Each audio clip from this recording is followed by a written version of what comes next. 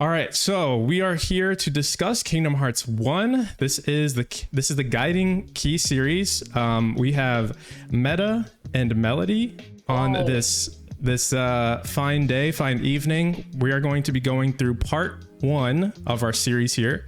We're going to be talking about Kingdom Hearts and all of the lore that happens in Kingdom Hearts 1 in particular. We're going to try not to do any spoilers, but if we need to talk about some things outside of the story a little bit, I'm going to leave that up to our story narrative experts, which are going to be Melody and Meta. Personally, I am a bit of a noob on Kingdom Hearts 1 lore, so I do not have as much knowledge as they do, and so I want to learn. I want to be able to find out what there is on a deeper level with Kingdom Hearts, because I have loved this game for a long time. I do not have as much experience knowing about the lore, but at least from a perspective of playing the games, I've always loved the themes and the story of Kingdom Hearts, even though it's very scattered and I don't know what's going on. But with all that said, before we start, guys, I just wanted to, I'll start with Melody. If you want to give me like a quick intro, basically on how you like came to Kingdom Hearts, because I think you said that you had initially sort of not liked Kingdom Hearts, and then you kind of got into it from someone. Didn't know if you want to because I kind of want to get to know how we got into Kingdom Hearts, because for me it was really just a happenstance. I got a PlayStation 2 for my Christmas back when I was, I think, 7, and Kingdom Hearts came with it. I don't know who decided that, but I think it was like my uncle. He just decided to pick up a game one day, and I started playing it, and it blew my fucking mind. Like, I did not know what was going on. The first scene was trippy as hell, and I just got into it. I loved it. I wasn't able to beat the game when I was like 7. So, but long story short, I fell in love with it since then. And I brought it back on streaming because I thought it was so important for us to like go back through the series as an adult and see what I missed, and if there anything that in the future games would make sense for me to play back through. So Melody, like what brought you to like Kingdom Hearts, bro? So I'm going to kind of self-report myself here and say that I did not like Kingdom Hearts when I first came into it. It had nothing to do with a problem with the game. How dare you? Let me finish, sir. And this was back in the days when Disney 365 was still a thing. And they had commercials for it everywhere. Haley Joel Osment being the face of everything in there because he was a Disney kid and voicing the kids, blah, blah, blah, blah. And at the time I was kind of into... obviously we had a PlayStation, but we also had like a GameCube, and I was playing things like Splinter Cell, Spyro, and all those other things. And I was like, oh, that looks dumb. Disney characters, what the hell is the stupidest thing? So I never really gave it much thought. And then my younger brother ended up getting it because he truly doesn't give a shit. If he likes what he likes, everyone else can go fuck themselves. And I watched him play it for a bit and went, well, he's throwing lightning everywhere, so maybe I'll like it. And I picked it up and was absolutely hooked. You mentioned Haley Joel Osment being the face of everything. Did you point that out on purpose? Because I meant more in the commercials, at least the ones from my memory. A lot of them were like, it would show flashes of the characters, that you'd see little baby Haley being right. Look, come play the game, I'm there, woo! And then it would, That was such a weird time in life. Like, all the things that were coming out around that time, and all the actors from that time, the super prominent ones doing weird off-topic stuff like Kingdom Hearts with Haley Joel Osment. Right. Well, I mean, to be fair, Kingdom Hearts itself is kind of a weird off-the-wall thing. Disney saw, I believe it was when Disney saw Mario 64, and the 3D thing was brand new. They're like, we want that, but Disney characters. But we got to find someone who can do that. And Nomura went, listen, guys, I have an idea. Nomura took a bump and went, listen, I've got this. So, Meta, as for you, man, obviously I met you, on stream kind of in a digital way, and you were showing me your Kingdom Hearts merch, your Kingdom Hearts keys, your Kingdom Hearts everything, bro. You have so much. I think I've seen the biggest collection of Kingdom Hearts stuff I've ever seen on your stream. So what got you into Kingdom Hearts, bro? Where did you start your journey? To be fair, it wasn't even a game I owned when I was a kid. Early on, I had a friend that, would just come over and hang out, and we got PlayStations, and one day he brought Kingdom Hearts over, and You know, as a kid, you're more open-minded than as you are like when you're older. Had I found this as an adult, I think I'd have laughed at Donald's voice lines once and just stopped. But man, we played that for hours. It was kind of just like, now that I think about it, it's really all I did with my childhood best friend was just play Kingdom Hearts and Final Fantasy VII. And I played it a few years after he and I stopped talking. Because, you know, I saw it like at a yard sale and I was like, oh my god, I played this game when I was a kid. And from there I got Chain of Memories and Kingdom Hearts 2 and everything else, and it's just spiraled from there. Yeah, it's kind of compounded after, you know, those initial days playing it. Yeah, it was kind of funny because like I never really played with, like, none of my friends were really into the game. I kind of had it as more of a thing that I never talked about. It wasn't that I was like ashamed of playing it or anything, but I just didn't know anybody else that had the game or played it when I was a kid. So coming back to it now and then meeting all of these like cool people, you know, especially like Twitch streamers that love this game, it's really cool to come like full circle and be like, all right, now let's sit down and talk about what the fuck is happening, because anybody that just picks up this game now or back then would definitely have some weird like narrative in their head about what was going on, or they had their own ideas. Like for me, I had my own ideas of what was going on, but as I started digging into it a bit, which I don't have that much knowledge right now, but that's what we're here for, I was like, oh, there is some more, there's the deeper things to this, there's levels to the shit, you know? Yeah. So anyways, let's get started, and we'll just get started. Melody, I'm gonna pass it over to you, bro, if you want to open it up, because I know we have a few things we want to talk about in terms of like some of the events that occurred, stuff like that. But as far as like opening, I know for sure we get opened up with the trippy ass like scene that happens. It's basically like a music video. It's absolutely iconic for starters. Yeah. It's like, yeah, and anybody who knows anything about Kingdom Hearts knows about the intros to basically every game. Fun fact, Skrillex did the opening to Kingdom Hearts 3. I'll just throw that out there. Yep. I didn't know that. So, yeah, it's weird. But I also think it's kind of important to point out that as we're going through this, as Mello said earlier, we're going to try to avoid spoilers. And that being said, the way I've kind of written up our talking points is I'm going to present the games as they are given to the player. And that means that earlier games that can be subject to some retconning later on, I'm not going to necessarily jump straight into endgame storytelling, because if you're playing the first game and you haven't played the rest of it, obviously you're not going to know any of that. So this is more of just a way to kind of give a good follow-through line for Kingdom Hearts 1, rather than it being just a massive info dump. Perfect. That's a good segue. So yeah, we have this trippy ass scene that occurs in the beginning. No problem, Morgana. And so one thing that I noted, I don't know if you guys noticed this, but like, does it seem as though in that first part, it's a lot of, you know, falling, Riku's there, he's reaching his hand out, there's water back there. But as I was kind of watching it this morning, I was like, dude, this kind of summarizes a lot of what happens. It's like a huge foreshadow. Does it feel like that or no? Oh, no, it absolutely tells you the entire story mentally and emotionally. It just doesn't tell you the physical events. It is 110% a spoiler for everything that happens in the game, which is why we started specifically with kind of the ending of that music video, that J-pop super duper mind brain melt. Because if you do watch, obviously the game opens up with it. You're not going to know what the hell's going on, so it's really not that big of a deal to a new player. But yeah. Knowing the story, going back and watching, you're like, hey, wait a minute. But yeah, like you said, there's a bunch of trippy, weird stuff that happens. And one of the last shots we see starting up the game is Sora standing on a beach, looking out over the water and seeing another version of himself falling down and into the water. This will lead immediately into gameplay with what is known throughout the series as a dive to heart. Yep. As a brief cutaway, I know this is really early to be doing this. I think it is very important that we talk about how hearts kind of work in this universe. Yep.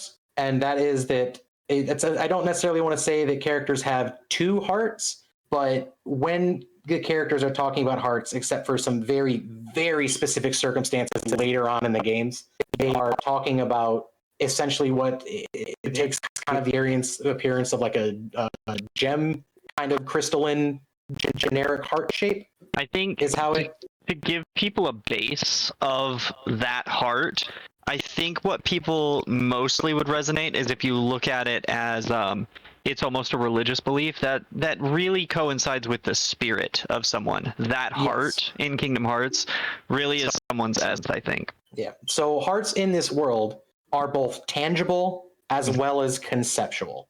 Mm-hmm. So you could physically, if you had some weird magic doodly doos, you could literally reach out and take someone's heart. But at the same time, as will be explained in other games, the heart is kind of the makeup of what makes a person a person. All of your everything is encased within this conceptual and tangible object, I guess, that kind of forms the core of your being. Bodies don't mean a whole lot in this game, other than the fact that it is just the thing that holds your heart. But I'm pretty confident with that explanation. I feel like that kind of sums it up. Like, without any more examples of what weird shit hearts can do, it's a little harder to really nail it down until later. But just kind of understand that the core of the person is their heart. Yep. There is a physical heart in someone's human body that pumps blood, but when they say, the heart is full of light, or this heart has fallen to darkness, they really mean the spiritual or emotional heart there. Yes, but I guess the reason I didn't say that specifically is because there's a lot of other things that go into what make up a heart, and I didn't want it to just be like, it's their soul. No, that's absolutely true. You're doing the more in-depth explanation. Yeah. Unfortunately, it gets further in depth, but we're not going to talk about that today. It sure does. I will heavily recommend anybody that's sitting here. Once we get into later games, this first one is very straightforward, as it was the first game, and there weren't really any plans to make more until this one blew up. You will want to drink once we start getting into later games, or even in certain parts of this game. I am currently sitting here with a bottle of Guinness, and I will be drinking every drop of it probably before we get halfway through this. Okay, so anyway. To summarize, I was dealing with some technical difficulties here. I'm trying to figure out how I'm going to have my screens. I need to buy a third screen. Just saying. Oh, Lord. For this situation. But anyways, so there's a spiritualness to this that I've always kind of thought about too, where it's like, okay, you can kind of see the parallels between like spirit and darkness, and how the darkness takes over the spirit, or the darkness is calling the spirit, things like that. Now, I was messing around with some things on my screen, so I missed part of what you're saying about the hearts. Now, I think this is a big crucial part, right? It's the heart. It's a physical heart versus the representation of the heart. Now, from my perspective, the heart was always physical in Kingdom Hearts. It's like if you saw, or if there was a talk of a heart splitting or those sort of topics, that was the physical heart. So you're saying that this is actually more of a metaphysical. It's both. Yeah, I think a second ago you said representation of the heart. I think you were really onto something with that. A really good way to, because I'm trying to explain this as simply as possible so that as many people as possible can understand. I think the representation of someone's core is what the Kingdom Hearts heart is, the one they discuss most often. Okay, that makes sense. Yeah. So I think the easiest way to put it is whatever a person is encased in their heart. There you personalities, their feelings, the things that make a person an individual. And once we get into the second enemy that's introduced in the series, we can go in depth on that, because there's specifically things with what you just said that interact with that second enemy that appears, but that's for later. Yes, and Chain of Memories will go into a lot of stuff that really kind of clarifies. Because the first game, hearts are kind of just generically expletive, Yeah. Where it's like, oh no, we got to make sure that person doesn't lose their heart. And you go, what does that mean? They go, just shut up, go save it. Chain of Memories is where the alcohol starts for me, because then I love Chain of Memories. That's where you layer on the second bit of, oh, the heart also does this, the quote unquote heart. Yeah. And it's like, guys, please help. Yeah. That's why I was saying it's a lot more than just a person's feelings. Yeah. But, and I know it's confusing to say it's both physical and conceptual. And that is because, again, a person can be affected, or at least their heart can be affected and changed by both things that are actually happening to them, and the way they feel about things. Both of them will have a very serious impact on the person's heart. Like, you could easily replace the word heart with fucking soul vessel. It's just the word that they're using to kind of convey this idea of a person's core. Yeah. Would you say like an essence is kind of like a good way to say it? You could say essence, yeah. An essence works very, very well for the secondary and later on. Again, until you hit Chain of Memories and we have to layer on more, and then there's not really any one word for it. Yeah. Well, to be fair, I am covering the 1.5 version because there is stuff in the 1.5 that was never in the original, and that's because once they re-released it, they had other games that they wanted to clarify certain things, so they added stuff in to be like, we didn't retcon it. Look, this is why. So there is, at some point, we will meet something that will explain something later on, but it is something that is added directly to the 1.5. Because you mentioned 1.5, can I go off on a less than a minute angry tangent about something they did in 1.5? Sure. Bring it. Completely doesn't have to do with lore, nothing important. But I tried to show my son a trick this morning that I used to do in Kingdom Hearts 2 that you can't do in the 0.5s anymore. In 2, there are, the forms, not spoiling anything crazy, but you used to get the gauge for that anytime you hit a save point and went back up into your gummy ship. Well, you can't do that anymore? 2.5 doesn't let you. I tried to show him because I was like, he loves the forms, and I was like, you know what, we can level your Valor form right now. So I used his whole gauge, and then I ran to the next room, jumped on the save point, hopped up in the ship, came back down, still had 0 on my bar, and I was like, oh no. Oh wait, no, wait, hold on. I do remember this. You actually can still do that, because I did this a couple years back when I was replaying through 2 because I wanted to 100% it again. Well, what did they change? How do you make it happen? You can't let it run out. If you leave, while it still has at least a little bit active of that back 0 bar. to it. Yes, you have to teleport out and back in before it's completely empty, and that should work. Oh, ridiculous. That's how I had to do it. But you know what? If you run it out, it's gone. At least I know that it's still there in some form. That fixes a lot of my anger. Thank you. There are very few times that I'm going to try to go into game mechanics because they're kind of irrelevant for the story. Yeah. However, some things can become a bit relevant, but I will be sure to point those out when I do go into them. If I don't point it out and I just start talking about the game, feel free to tell me to shut the fuck up. Same, because I'm gonna tangent. It's gonna happen, so feel free. Yeah. No worries. Just attack me when it happens. So great. So feeding off of that, so we went over kind of the trippy scene that's happening.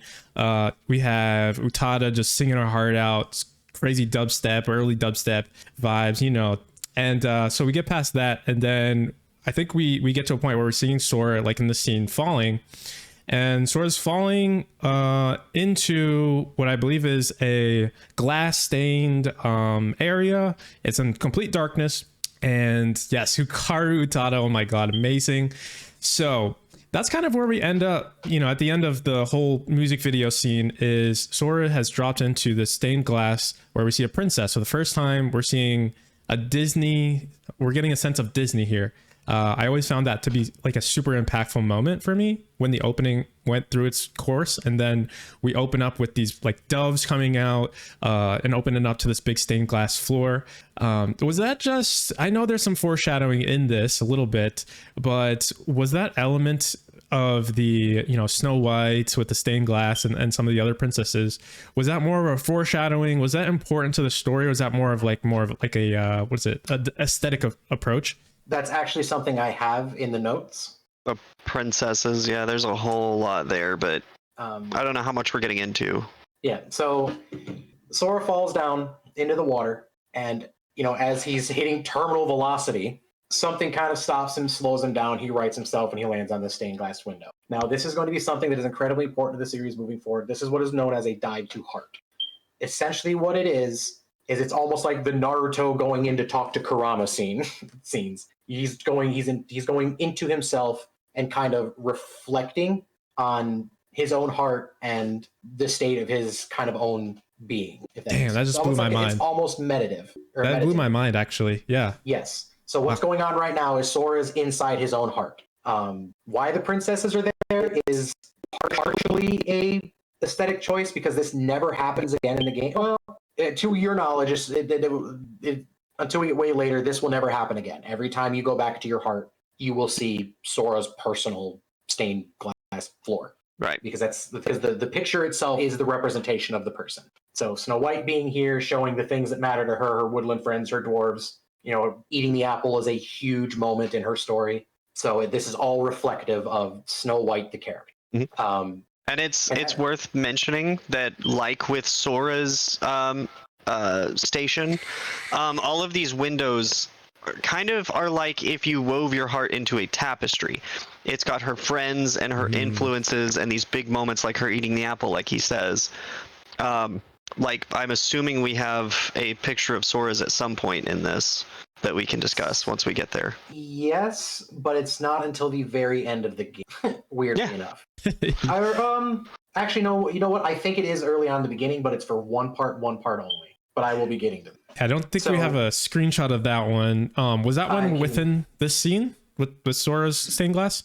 It is not in this scene because I'm just going to keep moving forward. Yeah. Because I will be covering a couple of things that you've already asked about. So so Sora touches down on the glass floor, the heart platform, and a soundless voice reaches down to him and essentially says, it just starts offering him words of encouragement. It's time for your journey to begin. Yeah. Who do you want to be? And these are all questions that Sora answers, and they're kind of summarized by him.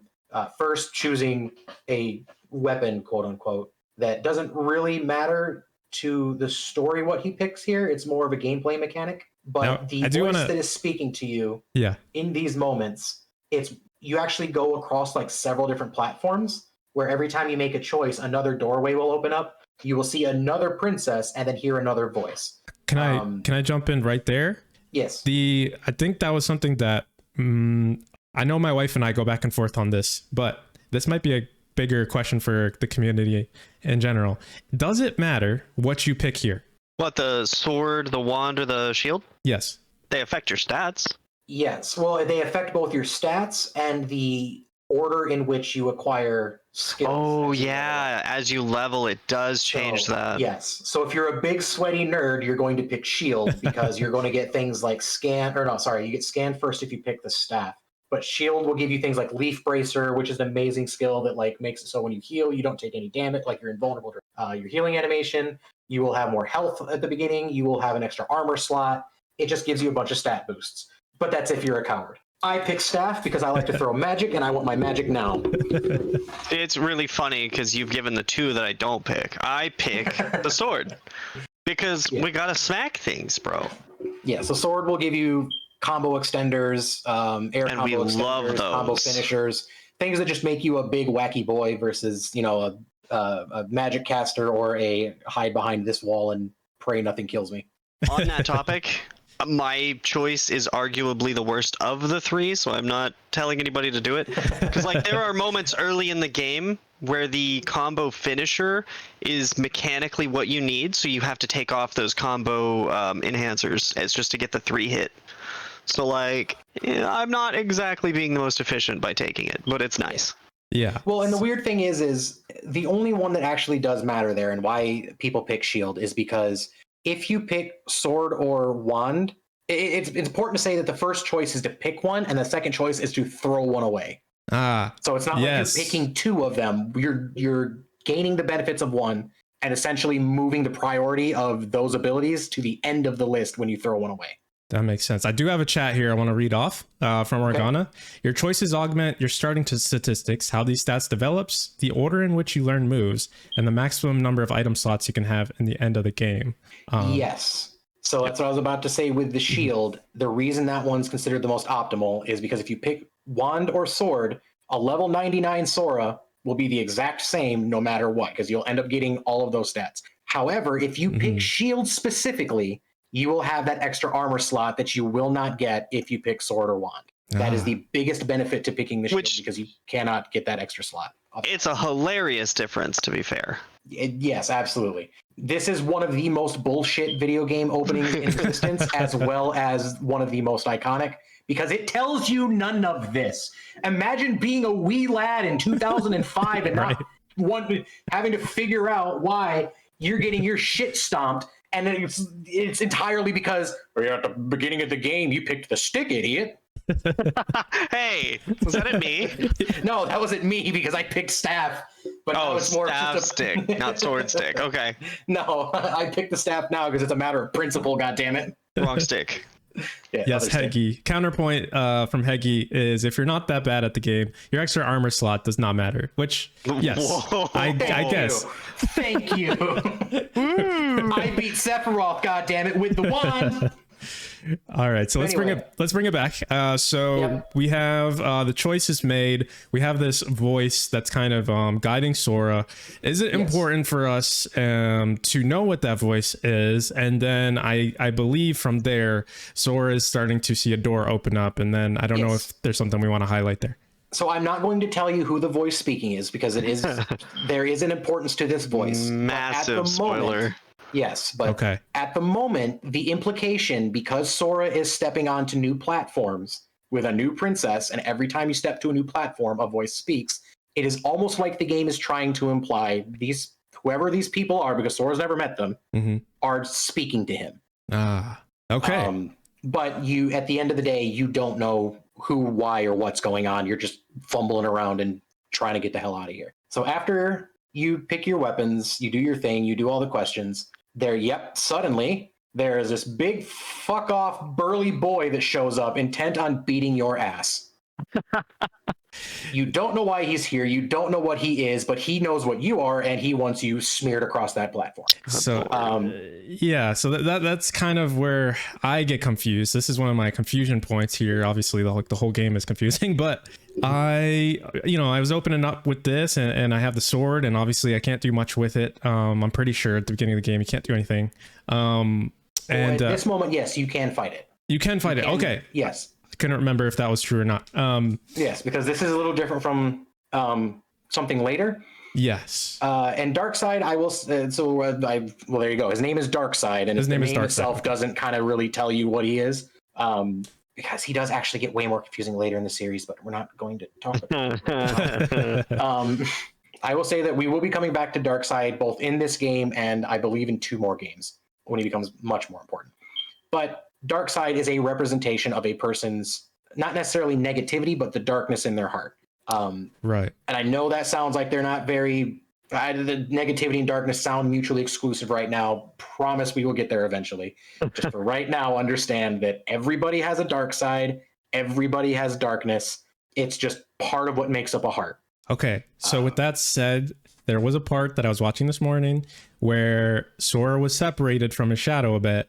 Is that too much to go into now, or is that something worth noting? Because I did notice that when you say separated from his shadow, are you talking about in the beginning of the game or way later? So right here, this part, there is a little cutscene where Sora's shadow starts to grow, and there is like elongates. Yes. Okay. What is it says specifically the closer you stand to the light, the greater your shadow becomes. Yes. Right? Yep. Exactly. Yeah. Mm-hmm. Yep. Yes. So remember that what's going on right now, this Sora isn't actually here. This is a visual representation of an internal struggle that he's having. Okay. Which is one of the reasons Darkseid will be so fucking confusing later. But for right now, fair enough. This Darkseid right here is both not real and as real as Sora is imagining it. This is him struggling with his own personal feelings, sort of. We'll get back to it. The confusion begins. All you need to know right now is Sora's fighting a giant monster that is both literal and not literal. It's Schrodinger's shadow. If we ever make it, if the Guiding Key podcast hits Kingdom Hearts 3, we're all just going to be massive drunks at that point. I will. Losing our minds. Darkness. We are going to take a shot. We will be dead by minute 4. Well, the heart's true essence. But moving on. So Sora fights the thing. I believe in this particular fight, it's a win or lose. It doesn't matter. You'll get shunted back out of your heart. Narratively, I guess you can say that has significance because you can use evidence from later on in the game that this moment could have gone either way. But win or lose, you get pulled out. For a moment, for some fucking reason, you are suddenly in a treehouse, and there are 3 children talking to you and asking you way too many goddamn questions, like they fucking know you. And fans of Final Fantasy will know them. Not these ones. I didn't send you a picture of these ones. These are Waka, Selfie, and Titus. Okay. Now, you've already upset Final Fantasy X fans. Yeah, have I? Yep. Titus. I remember the first time I got physically assaulted for calling him Titus. Look, Get it right. Buddy. Get it right, Here comes sir. another self-report. I know very little about Final Fantasy outside of 15 and Advent Children. I did not play 7 growing up. I played it for a couple hours. Ouch. But I only had it on a emulator that ran like shit, so I couldn't handle it. So somehow I know the ending and the way things wrap up with Final Fantasy 7, but I don't understand how they got to that point. Eventually, I will play Rebirth. So sorry, Titus, who is Titus, who is from Final Fantasy X. I believe he's the main character in that. I don't know where the fuck Waka comes from. I think Selfie's from Final Fantasy X from Waka as well. Okay. 8 is Selfie, yes. Okay. I'm also going to say this now, just to kind of temper any later flames that might come from the Final Fantasy fans. Final Fantasy characters in this game mean nothing. They are not important to anything outside of they're there and Sora talks to them. They are very temporary. They sometimes give you exposition. They do not relate back to their games. Titus is younger than his rival. It does not make any fucking sense. Now that you point that out, if you look at the Princesses of Heart, you would realize the Disney characters are more permanent. Well, I guess you could just look at Donald and Goofy and realize. Well, yeah. Yeah. Wow. That's crazy. Yeah. You get introduced to a character in 2 who is the rival to a character that you meet in this game, but he's a child while this guy is a grown-ass man throwing hands with other children. And you got to wonder, hey, how'd that character get that scar if the other guy's what? But Oh, yeah. No! I've never realized the Twilight Town gang. Oh no! Yes, I'm talking about Cypher and it never clicked. Cypher and Squall. Because Squall Leon definitely has his fucking scar in these games. He does. But Cypher is a child. Cypher's the one who gave him that scarred with a gunblade. Yeah, I need to step away. Now, for some Final Fantasy fans, that definitely, I know Morgana's in the chat like, okay, don't break my heart more, but I guess this was also news to me that the Final Fantasy characters played such a lower role than, the Disney lore characters, in general. And I do want a bit of personal theory here. I believe that is one because Disney has their sticky fucking fingers. They do not want to let Nomura have 100% free reign because they want to make sure that their properties are, advertised is the best word for it to their liking. Mm. And it's just very hard to make a story work with the characters that are in this game because Final Fantasy has next to no, if any, crossover between games. So you would have to somehow try to establish that all these universes are somehow connected while also not ever seeing any relevance between any of them. The mythos carries over sometimes. Moogles are everywhere, except in 7, because from my understanding, the Moogles are kind of a legend in 7. What do you mean? No, Moogles are a thing in 7? That's a tangent. I'll talk to you after the stream about that one. Lol. Hang on. Unless I'm not thinking about 7. I thought there was one of the Final Fantasy games. The Moogles are around. You can find them. But to the general populace, they're like a fucking unicorn. I don't really remember a whole bunch of Moogles in 10. Is 10 maybe the one? Maybe. I don't know. I don't know much about Final Fantasy. These are discussions I have with a roommate that is fucking just... He'd carry Nomura's baby if he had the option. Those 2 a.m. conversations. But anyway, so at this moment where you're being assaulted by these children verbally, they're asking you weird fucking personal questions about the kind of person you are and what kind of journey you like to have. Yes. What you're afraid of, everything. Yes. It was very personal. Yeah. Does not matter for the lore. All of this is, hey, when do you want your experience in the game? Do you want it in the beginning, the middle, or do you want it in the beginning, the end, or do you want it to be kind of equalized? That's all that is. If you tell them like, I am scared of the dark and I like sun rises, you'll get like double XP in the first quarter of the game. That's all that does. And then like you'll see a lot of diminishing returns later on in the game, and then vice versa if you pick sunsets, blah blah blah. That's all that section is there for. So for anybody that's confused about why the fuck that's there, that is why. It's more gameplay mechanic because Nomura likes to do weird shit with his games and then not tell you that he's icky-dickying in your code. But after this, you do flashback into your heart, and this time you are not on a princess platform, but a more generalized one that is kind of red and pink in color, and in the center there are 3 hearts that are orbiting the middle. And in my notes, I have Sora's platform has 3 hearts. Coincidence? Yes. Or foreshadowing? Who knows? Now that anyway, was... he goes through... Huh? So what you're saying is there's another platform, right? And I think I was looking for that earlier. Is the which princess was that? I think it was Sleeping Beauty, right? Had the 3 hearts, yes. Or was this a different one? Okay. Yes. Weirdly enough, I guess I could tell you about this in a minute once we get to it, but there is a very specific reason why you're seeing Snow White and Sleeping Beauty specifically, and not like, you know, when you see where the other princesses are later, why they weren't platforms that you were on. Yeah, I always thought about that too. Yeah, there's a very specific reason for that does relate to a different game, but I can't explain it here because it's not that big of a deal. But anyway, so Sora lands back on this platform. You don't see a picture of Sora. It's just a kind of a generic platform with 3 hearts. I don't think that technically matters. Weirdly enough, you can link that to something later if you want to, but I don't think it is. I think it's more for symmetry and good looks.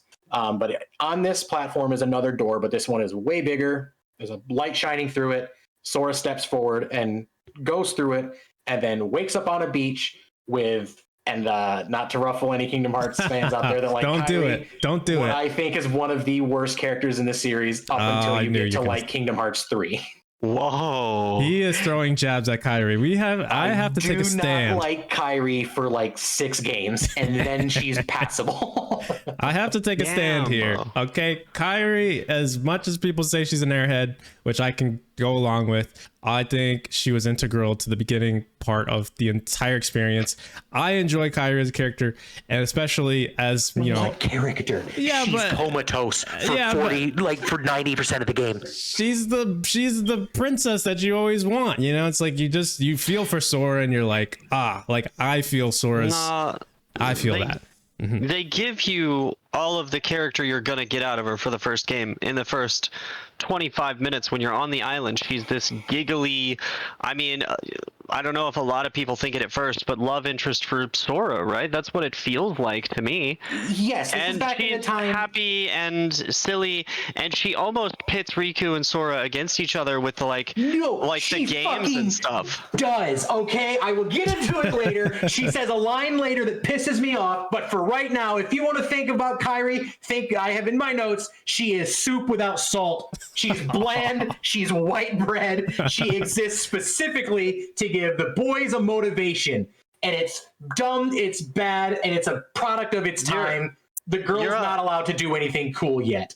Sure, yeah, but that's because one of these characters had to be the driving force, the loss, essentially, to get this whole thing going, and it was fine. It was her because of the general Princess of Heart concept. Like, that is fine, but the real romance is between Sora and Riku, and I will fight anybody. I will die on this hill. Moving forward.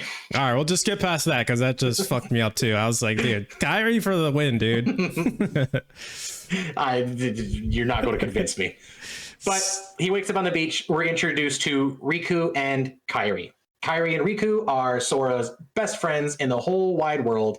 And by the whole wide world, I mean Destiny Island.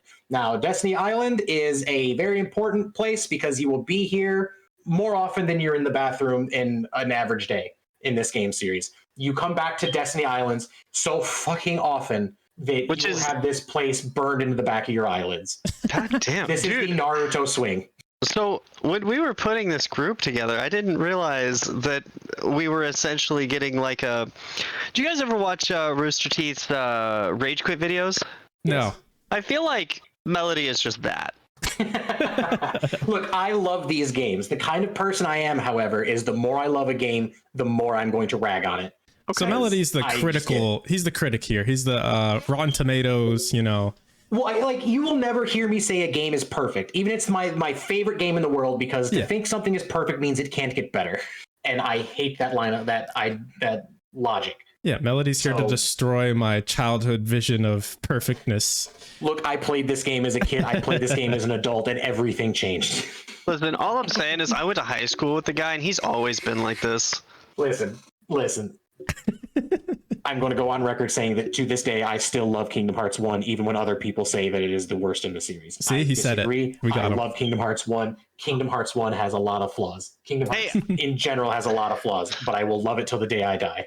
Listen, Mello, I need you to close your ears for a second. Melody, I need to borrow you. Taking my ears off. Viewer, you want to talk to me in the kitchen real quick? Viewer message. How do you feel about Naminé? I like her more than Kairi. I have a question for you. If Kairi is bland soup, how is the ghost of bland soup not worse? Because it's at least a fucking ghost! That makes it so much cooler than would you rather have a piece of bread with some jelly on it, or would you rather just eat the fucking Wonder Bread? Oh, shit. I like Kairi in 3. I think she's cool for 5 minutes. We'll get to that though. Back to the story. All right, though. So back to Destiny Island. Aside. Yes, if I could jump in. So Destiny Island really sets the tone for the new players who have never played this game, or at least the first time playthrough. You know, you're getting to this island that these 3 kids just there's an island here. I feel like we're kind of maybe also forgetting about the fact that we have this island that just kids are running around. There's no adults, and you open up and you're playing, you know, this basic kind of make-believe game. Like you're gonna get on this raft and take off the island. I'm getting a little ahead here, but why is it we're on Destiny Island? I think I've always had that question, like, hey, Riku and Kairi obviously are best friends with Sora, and we end up on this island, but is there any significance to the fact that they're on an island? I mean, it obviously... Have you played Kingdom Hearts 2? I've started. I'm about halfway through. Yes. So, okay. Because you've seen the scene then where Kairi is trying to remember. Well, it's also mentioned in this game, by the way. If you're going with this where I think you're going. I mean, right. Yeah. Kairi ends up going to school an island over in Kingdom Hearts 2. I remember that part. Yes. So like, it's not like they specifically ended up here like parentless and, you know, devoid of all reason. Not to say no one has ever ended up that way, but that's not about this right now. But yeah, they just, well, Kairi has a specific reason for coming, I guess. You beat 1, so you remember being told about that. Yeah. Oh man, this is deep. Yeah, I guess as far as the lore goes, Riku and Sora just lived on the nearby island. Kairi specifically showed up, didn't she, Melody? Yeah, so one thing I want to point out, if you look at the title card you currently have up, this is not the Destiny Island. These are the Destiny Islands. Oh, yes. This is good. This is a good point. So this is one little area that these kids have essentially turned into a whole-ass treehouse. Right. Okay. Like, you want to talk about fucking 1% Nepo baby privilege. Oh my god, dude. You might have gotten a fucking cardboard box or a pillow fort. These guys have an island. A whole ass island. They just row out to it and they chill. Like, can you imagine growing up that way? Fuck. I thought it was great, dude. I was like, I need friends like this. Who the fuck's got islands? And I hate them for it. Right? I grew up in a fucking cul-de-sac where we had a spit's worth of yard, and that's it. No, there's almost a karmic thing going on here with we're jealous of how they lived, and then they watch one of their friends get their soul taken away and their entire home rot into fucking oblivion of darkness. Well, you have a point. You have a point there. All right. But anyway, so Sora wakes up on the beach. We meet Kairi. We meet Riku. Riku is kind of, I don't know, did we get a picture of Riku somewhere? I think so in the next one, yes. We have Riku right here. Yep, so there we go. Here we are. So from left to right, we've got Kairi, Riku, Sora. Yep. These guys have known each other since they were itty-bitty. Sora and Riku have known each other longer than Kairi's known either of them. And that is because Kairi, in a very, very it's an upcoming scene. It's not very far away, but she very blatantly says, or well, not she doesn't. Riku asks her like, "Hey, you're not from here, right?" And she goes, "No," and then giggles at the screen for way too long with her dead-eyed gaze. Oh. But both boys, for some reason, want to share a Paupu fruit with Kairi. The Paupu fruit is a mango shaped like a star. Just call it that. And there's a tradition on the Destiny Islands that is kind of passed down that says if you are to share a Paupu with anybody, that your destinies, your souls, your hearts, it's kind of interchangeable, become linked forever. So the boys who both have a not so secret crush on Kairi, kind of their rivalry stems mainly from which one of us will get to share this with Kairi. And that kind of bleeds over into other stuff where that's kind of their main focus right now, but that makes them be like, well, if I'm the stronger one, she'll share it with me. So you beat the piss out of each other with sticks. You just, you do a bunch of shit on this island. You do a race at one point. It's just, you just see the kids kind of living their everyday lives and just establishing their friendship more than anything else. Right. So they're here, they're on the island together, and yeah, I feel like as you're playing Sora, you kind of get this feeling like you're competing against Riku for Kairi's like acceptance or, love interest, things like that. And this Paupu fruit comes up as this element of like, hey, you share this and you're tied together forever. And I was always thinking to myself, that seems like a big deal. These kids are just starting to figure themselves out, supposedly. And they're saying these big, really big concepts of sharing a fruit with somebody to tie each other together forever. Well, yes, and I want to say that the way it's framed is it's very juvenile. Like, yes. I believe at this point in time, Sora and Kairi are 14, Riku's 15. They're children. They are kids. So I don't think this is like I want to be with her forever. You are my romantic rival. I think it's more of just a situation where they both like Kairi. They both know about this tradition. It's all very like kid crush kind of effect that's going on with them. Can I point out like a personal opinion there? Yeah. Given Riku's attitude towards Sora, the way he talks like he knows more, the way he acts like he knows more, I feel like Riku has always, in the situation of Kairi, looked at Sora like a little brother, like, oh, he likes her, I'm gonna tease him. I'm gonna pretend I'm gonna give it to her first. I'm locked in, because like he never actually makes a move like that, and when he's later in the game, he does show, like he cares for Kairi when talking to Sora, but it still feels like a general friend triangle thing to me. Yes, but I raise you the fact that Riku. Fuck, this is Chain of Memory stuff. I see the vibe there, because obvious things happen in Chain of Memories. I get where that's going. Yeah, and I think what it is if you actually watch their interactions, Kairi is already way closer to Sora than Riku is. And I think that's a big part of kind of what turns Riku into what he becomes in this game. I don't think that's the sole reason, obviously. Like, there's a much, much bigger reason that we come back to a bunch of times throughout the series. But I think that's one of the things that kind of has him doing the stuff he's doing. I shouldn't be playing second fiddle kind of thought process. Yeah, and he is older than Sora, so maybe a little bit of it is like, well, like, you kind of always, especially if you say the older brother part, being the older brother might kind of make him feel like he should be the one that's, getting the attention, as he's the one coming into his own sooner. But Sora, for some reason, is, he loves his little bro, but somehow Sora's always not necessarily a step behind him like he should be, but is either next to or in front of him. Yeah, that's that fair. Makes sense. Sora always feels like he's trying to catch up with Riku, at least for me, at this beginning part. Seems like Riku is just ahead of him in a different sort of like maturity sense, but also in the way that he, I don't know, has this like aloof personality that Sora seems to care too much, almost like. Right, but exactly what you just said is he's trying to catch up to Riku. So after these events happen, what happens next? What comes next? It makes sense why Riku would feel that way. I think it's a very solid point. Yeah. So Kairi, who agrees with Riku at this point, who has asked, like, don't you come from a different world? So like, do you know anything about it? And she's like, not really. This at this point has convinced all three children that their life, it's convinced Riku that their lives are being wasted stuck here on Destiny Islands. The other two kids are kind of just like, yeah, well, if you say so.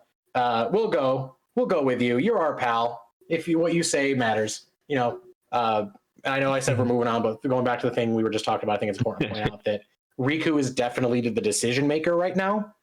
Sora, while he does want to be seen as an equal to Riku, will defer to what Riku wants to do. Riku wants it. I'm all for it. All right, let me catch up with chat while we have a brief second here. Heggy saying he hates Kairi for no reason. Terrible time for this. Yes, that was a good sound alert there. No room for Kairi after Bland goes soup. Oh my goodness. Let's see. We're gonna have a really hard time going through Kingdom Hearts without spoilers. The things you learn are in the future. Like every answer comes after they introduce the question. That's just the formula there. So this is gonna be rough. I don't think we're really gonna be able to answer any questions if we are afraid of spoilers. And if we are avoiding spoilers, I mean, completely, that's up to you guys. I'm not here to change anything about what we're doing. I love it. I think it's going to be rough. I think it ultimately will be a little bit easier doing it that way if we present the games as they're happening, because trying to shoehorn in extra information while we're also trying to deal with what's going on in this game, I think will actually make it more confusing. So saying like, I personally think that just being like what the player knows right now will be more conducive. Plus, this is meant to also, this isn't meant to just be an info dump. This is, while not a substitution for playing the game, if this sounds cool, play the fucking game. But I also want this to be just as much of the telling of the story as an explanation of the stickier bits. That's fair. I think that's an excellent counterpoint to what I'm saying, and it does seem to present the better option. Later on, we're just gonna have to be prepared to bounce back to older things and be like, now this is what we couldn't say here, and it's gonna be really funny. I have asterisks and I have spots in my notes that I have specifically for being able to go back to. Oh, I'm horrified. So, yeah. Hyperlinks everywhere. Yeah. Well, no, not hyperlinks yet. I'll get to it, but right now it's just asterisks and numbers. So we got Riku here. He's very broody. He almost seems like he's got this aspiring personality, as though he has this dream to get off the island, things like that. But he also seems to have a little bit of an edge to him about it, and it seems like he's got a chip on his shoulder, something to prove. So it's, Kairi and Sora are just going along with this. Where does Kairi and Sora get their sense of, hey, we want to leave this island too? Like, Sora just seems to be going along with it. Is Kairi just like, I don't give a fuck, whatever you say? Like, let's go. That's literally that's what I'm saying. What I said earlier. Riku is big brother. Riku says we should do this. Sora says, yep. Yeah, I mean, they all sound passionate about it at one point, but like, it does definitely seem like Riku is the driving force. I 100% agree. Riku flat out says this island, like at one point, this island is a prison. Mm-hmm. We're wasting our lives here when we could be out there, seeing new places, learning new things. And the way he kind of spins it as this, this dream vision that he has, it's kind of enthralled the younger kids. Like when you're telling a spooky story to your, younger siblings, and they're way too invested in it. And then just going off of that, do you think maybe Sora and Riku in particular, that they have a sense that there are other worlds out there because they're starting to feel something pull them? Or, you know what I mean? In Riku's case, sort of. But remember, you got a girl here that's flat out, I come from somewhere else, not here. Woo. Yeah, so it's not an unknown. It is unknown, but it's not a factor that you know nothing about. They know that you can travel worlds. They know that they are completely different. So they want to see... Honestly, it's a bit vague with the discussion. All that Kairi says is the world she comes from is nothing like this. Yeah, but she also doesn't have any memories of it, really. Yeah, and I do believe at one point one of the boys calls it her island, and she says nothing to correct them. So... God, that's a good point. Like... you're going to get me ranting about Kairi again. But, okay, leave Kairi alone. I quit. I retire. I'm done. But anyway, so Riku says, we need to go visit other worlds. There's other places. We'll never know by staying here what's out there, and we're wasting our time here. So how do you get to other worlds if you're 15 and 14? You build a fucking raft, boyo. Raft, baby. So they build an actual raft and are planning to just sail that bitch into the sunset and somehow travel dimensions. Dude, I love the raft idea. It makes as much sense as anything else a child would come up with. It's so funny. Wait. They're onto something. Okay. We're not talking about Union X. Don't you do this right now. Okay, all right, I'll pivot because I have another direction. Okay. This is Disney, isn't it? Yes. This has all those different worlds with Disney logic, doesn't it? Got a Green point. flag, get fucked. All they have to do is This sail into the has- sunset and then No, turn the 'cause raft this has- upside down. We play that later, though.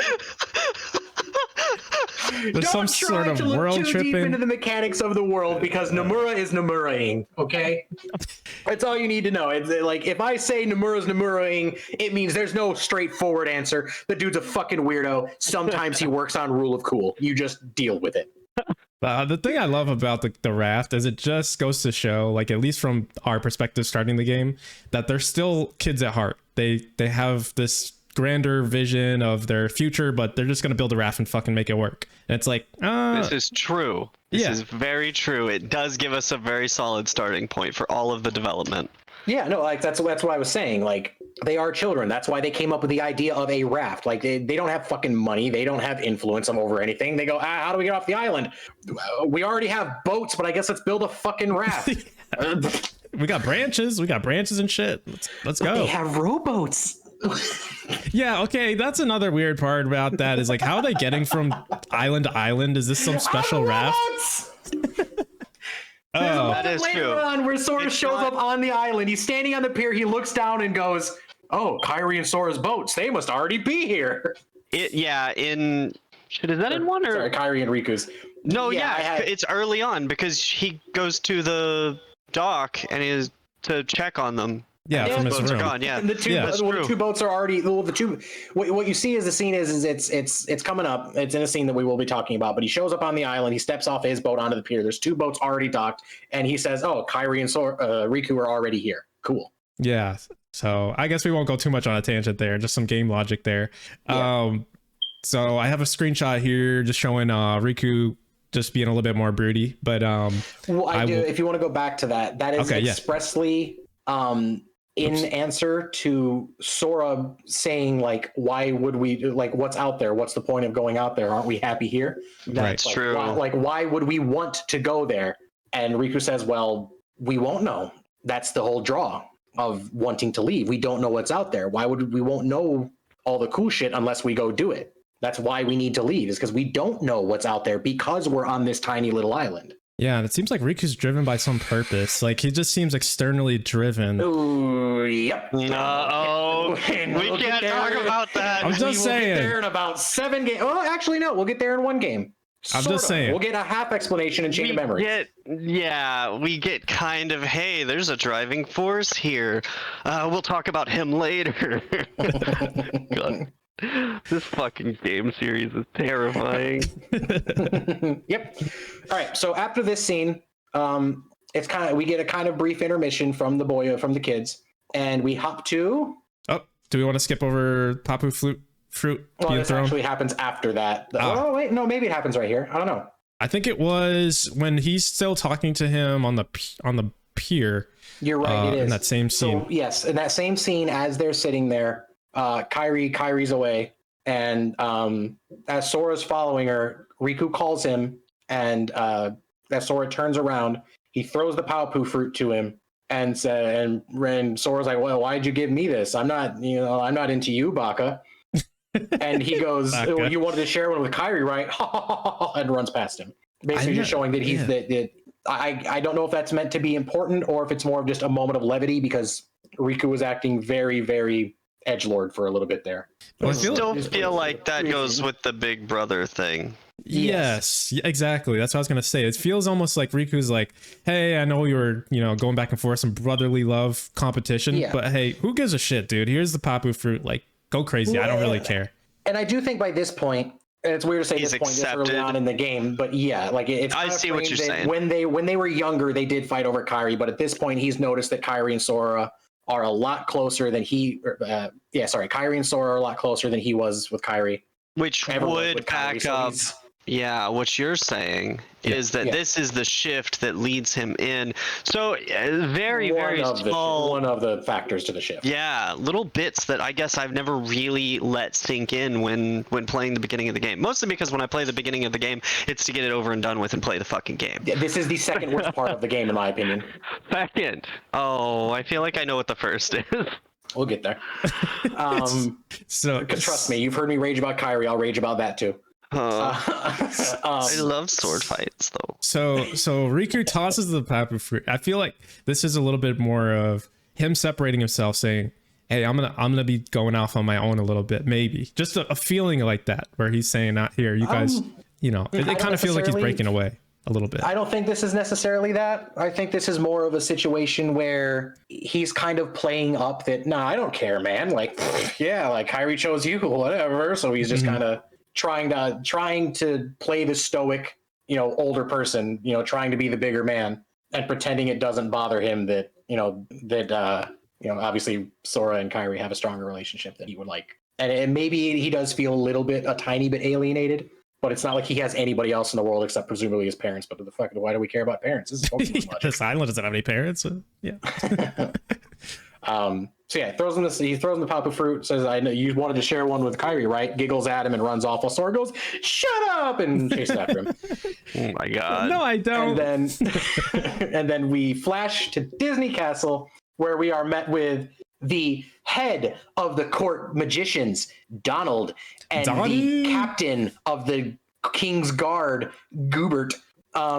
This is going to be difficult for me talking about these guys because I wrote Donald and Goofy so many times and got tired of saying their names. So I went back through the entire notes and changed it to they have different names every time just so I stopped getting bored.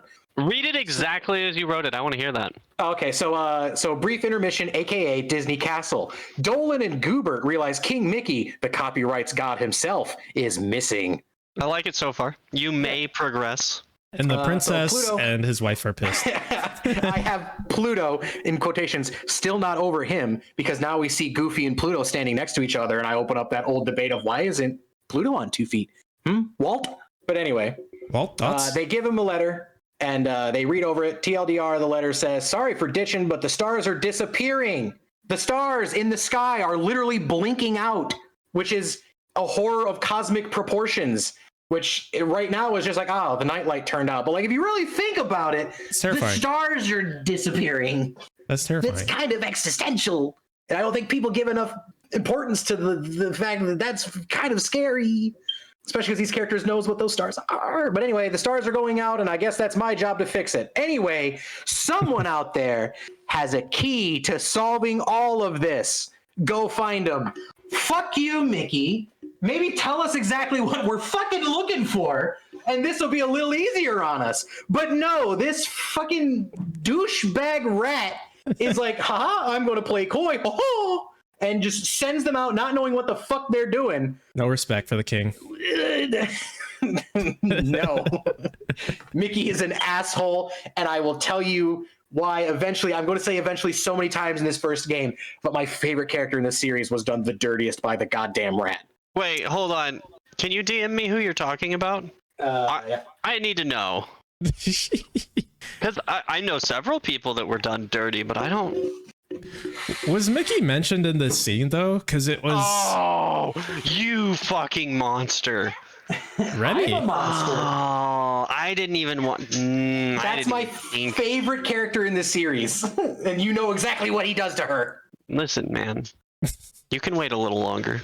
I Remy the rat. So much. I love her so much. And Jesus Christ, man's got like a little waifu desk statuette of her. The best fight in Kingdom Hearts 3 if you have attractions turned off, hands fucking down. I love it.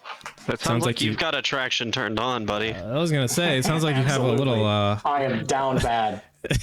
A little shrine dedicated to this character. I don't know who it is, The but part is I can say that because she's 19. We talking like Rudius Grey Rat level shrine? No, not that far. She's just my favorite character in the series. I like her story the best, tied with one other character. So the key's out there. The key's out there. Donald and Goofy come together.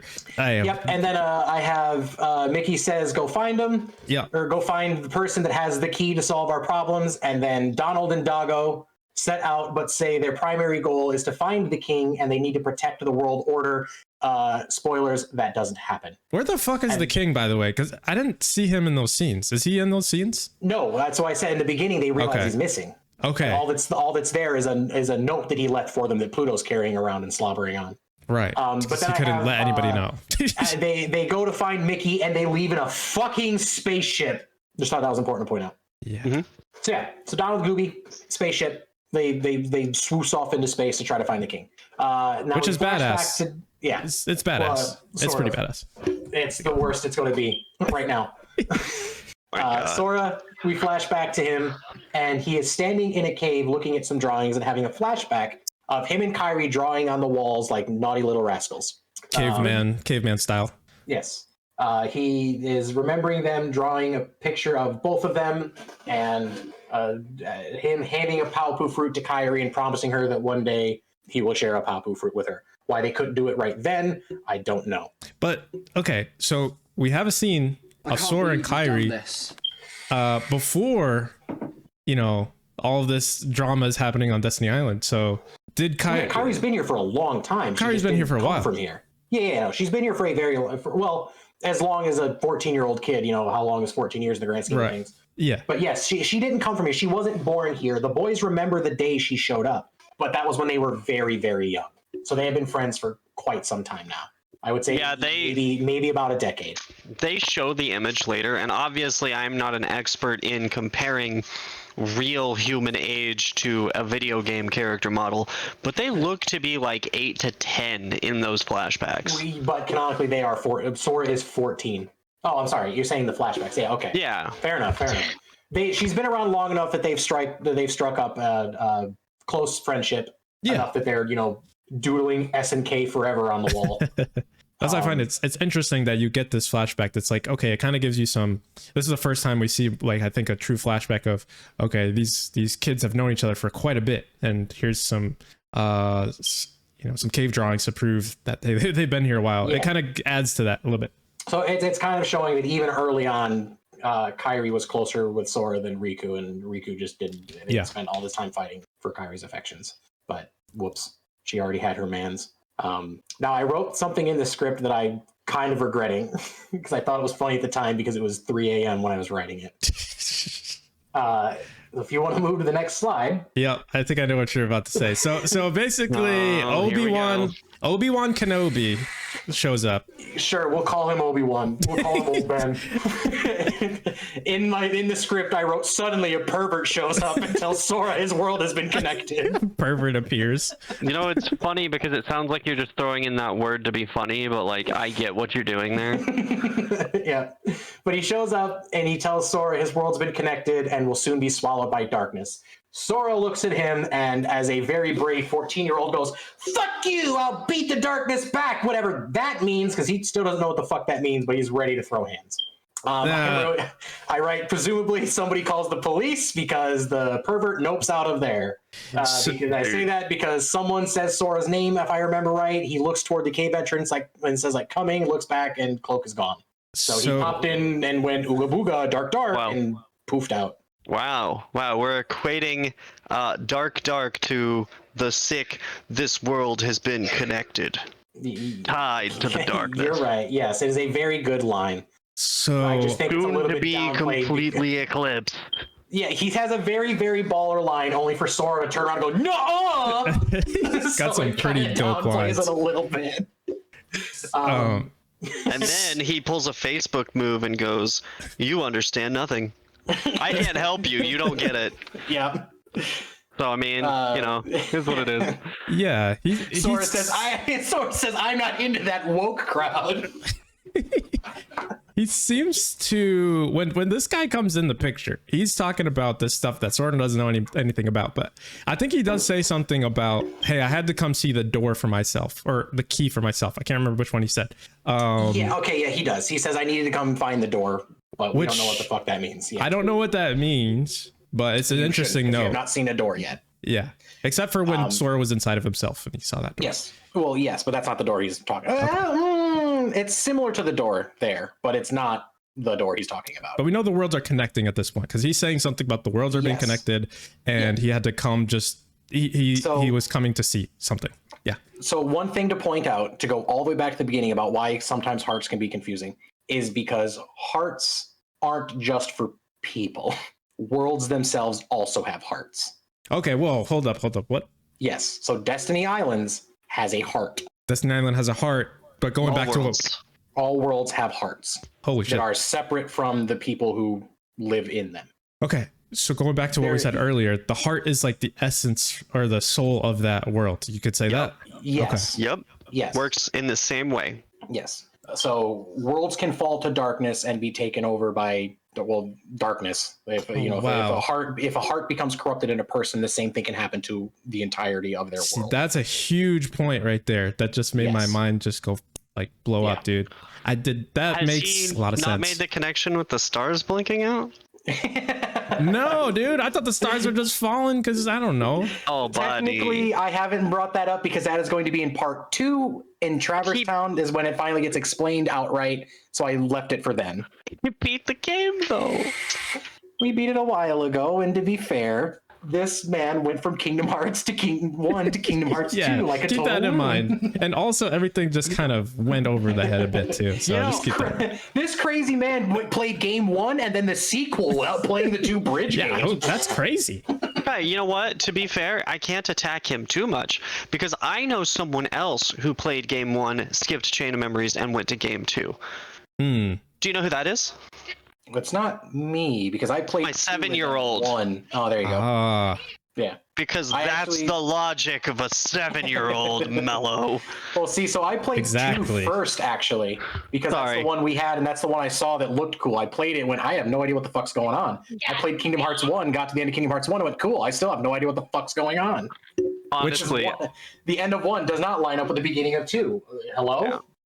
Which, to be fair, when I was a kid, that was the logic as well. Like, that's what the game came out. You know, the games came out, played Kingdom Hearts 2. Yeah. I only said what I said to purposely attack you. I don't think that you have the logic of a 7-year-old. I feel so attacked right now. I feel so attacked. All right. Anyway, so Sora runs out of the cave, and we are treated to an in-game. Hello. Okay, I like this. I have to say something about this. I couldn't find a screenshot of Kairi and her necklace. Her fake wayfinder. Whatever, you were like, hey, try and find this. So I said, because it's not in a cutscene. It's technically in a pre-rendered like gameplay moment where she's not actually speaking audibly. When you talk to characters in this game and it's not in a cutscene, they just have text bubbles. And this moment, it's a text bubble where she's just holding the thing. Exactly. So I could not find for the life of me. Anyways, long story short, I went on to ChatGPT and I produced an image, and I think this came out pretty fucking good. You know what the weirdest thing is? I was actually look like Kairi. I was gonna ask if this was AI generated, just because the necklace and the earring, and then the hair feels very. I mean, don't get me wrong, the hair feels Kairi, but it doesn't look right. Oh yeah, it's definitely not. Some Rex. It's definitely not right. Like there's something like, oh, okay, this is off. But if you pan the camera a bit to the left, Yozora's standing there ready to throw hands with Sora. Oh no. But I didn't know if you wanted to, dive into that a little bit. The necklace. It's fine. It's just kind of weird looking at it because even in the most upscaled of the Kingdom Hearts games, like the ones with the most recent graphics, Kairi does not look this good. Oh no, That's true. This 100% scaled this shit up to fucking 500K, dude. It doesn't look like Kairi to me. This face definitely gives like the vibes of Kingdom Hearts 3 Sora, though. Yeah, unless this is what she's going to look like if they bring her back for 4 or whatever game's coming out later. Because this isn't what she looks like in Melody of Memory either. So, whoops. True. But anyway, so they're standing on the raft, and Kairi is in the process of making a star-shaped necklace out of seashells, which is another Destiny Island tradition. Well, no, actually, it's not a Destiny Island tradition. This is a Kairi-specific tradition that she says that she's known about for a while, but doesn't say where it comes from. That essentially she makes this charm, she gives it to somebody, it brings them good luck, and makes sure, and it means that they will always come back to that person. So if I were to make you a seashell necklace and give it to you, no matter where we were at in the world, you could always find me, brother. This sounds like we need to do this. If you ever want to come find me, you just have to follow the necklace. I love it though. Honestly, like all jokes aside, it's one of those like beautiful moments in a game where it's like, dude, that's. And the way it's presented here is that it's just more child, like child logic. You know, I made you a special good luck charm. It'll let you find me wherever I go. It's wholesome. Yes. But then we get treated to one of the things that makes me hate Kairi, which is her and Sora sitting on this dock talking about what Riku says. And she goes, hey, Sora, Riku's being kind of sus, huh? You want to just leave without him? Bro, okay, I can't. Does straight up ask him. Can't defend that. And Sora's like, what the fuck, Kairi? We can't do that. And she walks it back like, I was just joking. And I was like, you absolute bitch. You backstabbing. I don't care if you're 14. You should know not to be a butthole like that by now. Because at this point, Riku hasn't necessarily done anything besides say, hey, gang, you want to go see cool shit and come with me? And they're like, yeah. And she's like, I want to go see cool shit, but I'm just going to take my not boyfriend yet. So she's like, you feel like Riku's third wheel and it's a bit sore. Let's go without him. Yeah, she kind of cements that a bit, right? Hey, that guy that just threw you the pepper fruit, he doesn't give a shit. Let's just leave, dude.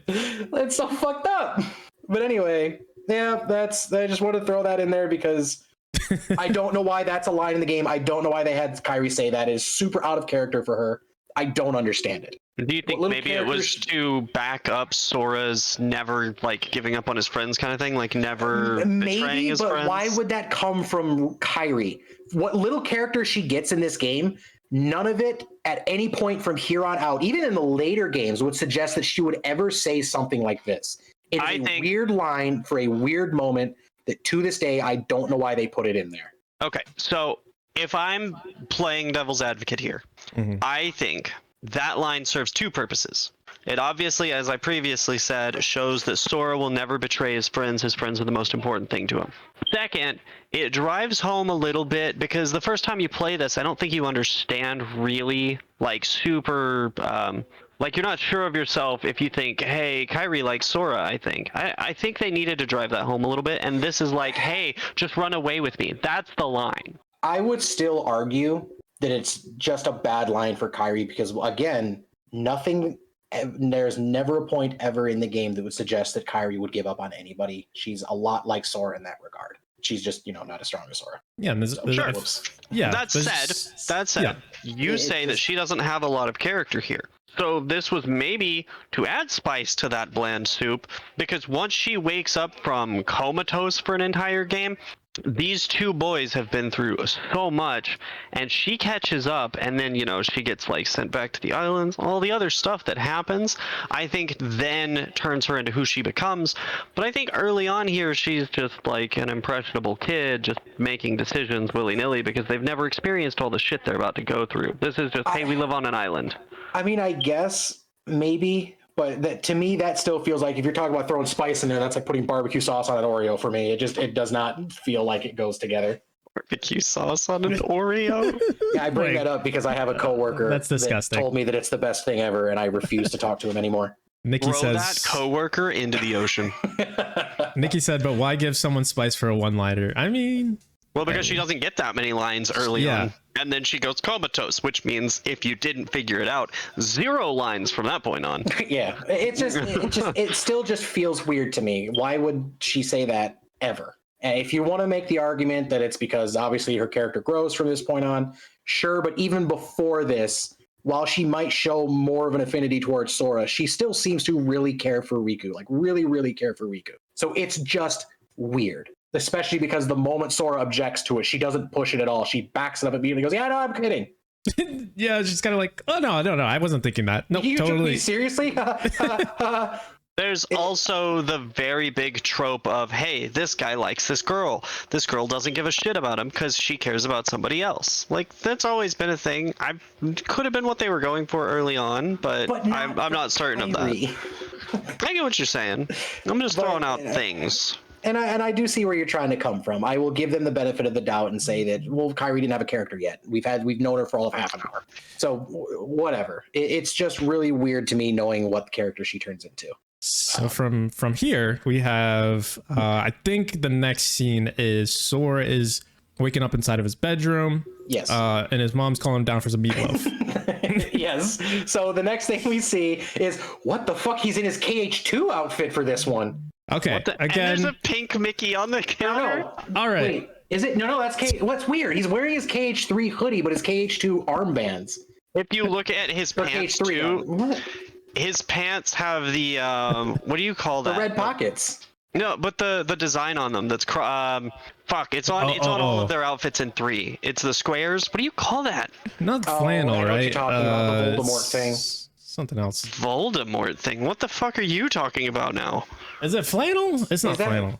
Oh, I'm thinking of the thing in Dream Drop. Never mind. I'm thinking of the thing in Dream Drop. Is that the pattern? Is that what it's called? Flannel? No, it's something else. I think I know what you're talking about. What the fuck is the pattern that's the squares? It's like Gingham? I feel like it's a Scottish thing. No, hold on. Plaid. Fuck. Why was that so hard? I don't know. Plaid. Yes, thank you, Huggy. But yeah. So Sora's laying in his bed, and this is not his room because he still has a baby mobile hanging from the fucking ceiling for some reason. He does. 5%, so I can't fit it up. And he's laying in bed. His mom goes, "Sora, it's dinner time," and he never goes downstairs to eat her dinner. What do you think she made, dude? Biggest sin. I think spaghetti. Sora confirmed rebellious teen. I guess I'm not eating food, man. I wrote that night Sora's mom calls him down for dinner, but Sora doesn't like meatloaf, so he swims to the island in a thunderstorm. Meatloaf sounds kind of good, though. Your notes just sound like you got really fucked up and went ham. It was 3 a.m. I was watching a cutscene compilation on 2x speed and just typing whatever came into my brain. Melody was in a fever dream when he was writing this. When I loaded it up, I was like, all right, it's time to write this. And I saw that it was 4.5 hours. I went, oh, and died immediately. Man grabbed an 8-ball and went, all right, 2x speed for everything. Yeah, Sora has his moments. Yeah. So Sora, I said swims to the island because I forgot that he takes a boat. From my memory, he just shows up on the island and you don't see how he got there. And I was like, what the fuck? How did he get here in a thunderstorm? It's still stupid to take a rowboat in a lightning storm to an island, but he does it. And this is the one we were talking about. He was worried about the raft. Stupid. I would argue that you're still going to end up swimming, and now there's more stuff to hit you while you're in the water if it capsizes. But whatever. Blah blah blah blah blah. This is the scene we were talking about earlier, where he steps up onto the dock, looks down, sees the other two boats, and goes, "Oh, Sora, shit, excuse me, I'm beer burping. Oh, Riku and Kairi are already here. Awesome. By the way, he's here to check on the raft." He saw the thunderstorm and went, "Oh no, the raft!" and jumped into the thunderstorm. He was really concerned about that raft, bro. He couldn't let it get destroyed. Yeah. So he arrives on the beach only to find that there are these little skittery shadow creatures that are just sieging the island. They're everywhere. They're fucking coming out of the woodwork. They're literally just coming out of the ground. And I earlier think on, in everyone's playthrough, your first thought is hit them. Yes, and then you can. Here in the notes. Earlier on in the game, you have been this whole time running around with a wooden sword, and that's what Riku and Sora beat the shit out of each other with when they're doing their different, when they're just playing around, and you keep score of who wins how many fights. I stayed on the island until I had 50 wins over him because fuck you, Riku, stop kicking me. Dude, you're an angry person. I like Riku better than Sora, so I don't know why I said that. But he does this thing where if you hit him, he like falls on his back and you think you get a free hit, but then he fucking like jump kicks his way back up and it catches me every time. Well, you're supposed to hit, and then as soon as he does that, just roll. I know, you roll out of the way. But I didn't get that memo. So gung-ho about pressing the hit button. Yep. I literally stay on the island until I have at least 50 wins over him. That's the problem with that fight in general, is that there's not a math to it. I mean, other than it's every 4 hits, right? But you can be mid combo and then you hit him with the first bit of the next combo and then he falls and then you're like, oh fuck, I'm in the animation. Yeah. So like you actively have to count 1, 2, 3, 4, 1, 2, 3, 4, 1, 2, 3, 4, or you're fucked. Yep. So these little skittery, shadowy creatures are swarming Sora. They're all around. They can hit him, but if you swing your sword at him, you notice something weird. It's not your game glitching. Sora can't hit them. Yeah. He swings his sword and it passes right through the shadows. It's disorienting for sure. The first playthrough as a kid, I'm like, what the fuck am I doing? Yes, so Sora is at this point kind of, I like to imagine, is kind of reeling. You don't see it in gameplay because, so he doesn't really react. It's PS2. You just run to the next area. But I like to think that freaks Sora out. Because this whole time, Riku and Sora have been talking, a lot of times they talk about how strong they are, that both of them want to protect Kairi. Anything that comes along that threatens Kairi or their island, they will take it into their own hands to personally protect everything. And the first threat Sora runs into, he can't even touch. Yeah, it's the first time you get introduced to these little minion type characters. Yes. well, I think in the opening scene it does at least have one, but here it's like, okay, this is real. Like shit just gets real here. Yes. So Sora, with no other choice, runs along the beach, jumps up onto the pier, not the pier, but like the big wooden bridge that leads to the little fight arena that you've had with Riku, and he runs across the bridge trying to get away from the shadows, only to run into Riku standing at the end of the island. And at this point, Riku is acting as sus as you can do. Sus? Like he is a sussy boy. And he turns to Sora in an almost a trance-like state. He says, "The door has opened," and reaches out to Sora and says, "Step into the darkness. This can take us to see other worlds." Bro, okay. How the fuck does Riku go from, okay, there's some worlds out there, we're gonna build a raft, let's do this, and then he's completely just ready to, he's got this knowledge now. He's like, bro, there's a place the knowledge comes from. We can't talk about There's it. an explanation. At this point, We would you're not have to supposed talk know what's- for the next hour for that one explanation. at but I this mean, point, it you is as- weird though. Yeah, it's supposed to. it's supposed You don't- to. Damn it. You as the player have no idea what's going on. Remember, Okay. you just spent like 3 days in game, like 3 days, because you end the day a couple times after finding mushrooms for your big trip.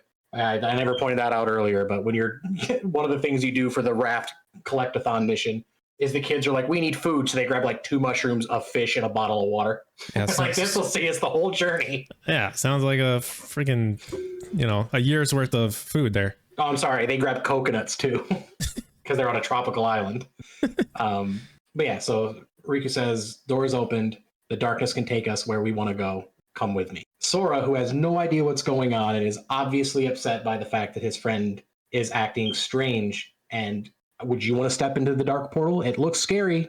But again, Riku doesn't seem like he's in his right mind right now. He's staring off into space. He clearly knows Sora's there because he's speaking to him. Yeah. He But seems he's possessed. talking like he's talking like he's seeing something that Sora can't. Yeah, And he reaches out for Sora, says, "Come with me." Mhm. Sora refuses and reaches forward, almost like he's going to try to pull Riku out of the darkness himself, only for a pool of it to open up beneath his feet. And we watch as the darkness creeps up Riku's body, swallowing him whole, and he disappears. Sora looks down and sees that it is also rising up him, and he starts to panic. But just then, Well, you hear a voice. I don't remember exactly what it says. Meta, you seem to have a much better memory of the actual voice line. that one I don't quite remember. I think it just tells you to like It says not be calm, but Yeah, it says something along the lines of "take hold of your light and you can defeat the darkness," or something like that. In yeah. that moment, Sora resolves himself. There's a bright flash of light. The darkness disperses, and he is holding his new weapon. We still have a picture of that? yes. So the voice there is that.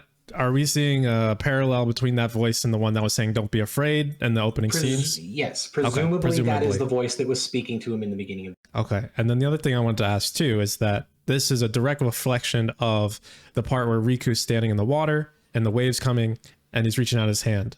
So this is kind of like a foreshadow. But the thing is, you get two contrasts there. It's like Riku's reaching out, there's the water, it's more of a beautiful scene there. So that kind of makes it think like, oh, they're leaving on this raft, they're going to go look at the worlds. But here Riku's like, come to the darkness. So it's not actually the worlds that he's talking about now. It's more like a... Well, no, it very much is. Okay.